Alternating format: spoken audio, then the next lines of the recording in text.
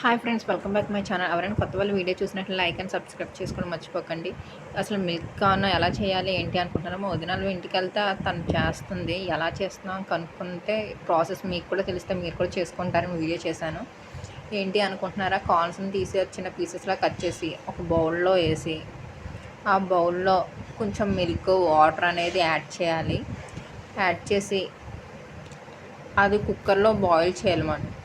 అది 2 విజిల్స్ అలా వచ్చేసరికి ఆ కార్న్ బాగా ఉడికిందని మనకు తెలుస్తూ ఉంటుంది.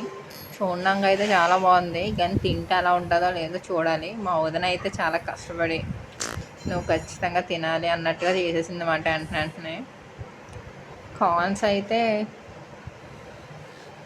లేతవి తీసుకోవాలి, ముదరి తీసుకోకూడదు. ఎందుకంటే ఉడకడానికి టైం పడుతుంది. లేదంటే కొంచెం స్వీట్గా ఉంటుంది కాబట్టి హెల్త్కి కూడా చాలా మంచిది.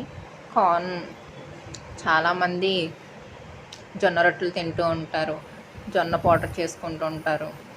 అలాగే జొన్నలు కూడా తినడం చాలా మంచిది. అందరికీ తెలిసిందే కదా జొన్న పొత్తు.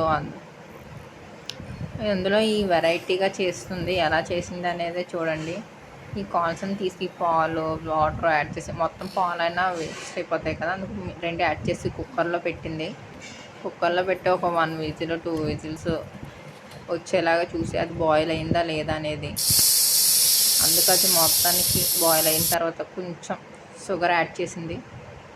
తర్వాత కొంచెం సాల్ట్ కూడా యాడ్ చేసుకోవాలి. ఒక విజిల్కి చూసాం మేము, ఉడకలేదు ఇంకా. తర్వాత సాల్ట్ యాడ్ చేసాం టేస్ట్ కోసమని. తర్వాత హనీ కూడా యాడ్ చేసింది. ఏ ఫ్లేవర్ వస్తుందో తెలియదు. మొత్తానికి అంతా యాడ్ చేసిన తర్వాత నాకు అనిపించింది కొత్త ప్రయోగమే ఇది అని. అయిపోయిందా సపరేట్ చేసుకొని టేస్ట్ చేయండి. మీరు కూడా చేసి వీడియో లైక్ చేయండి.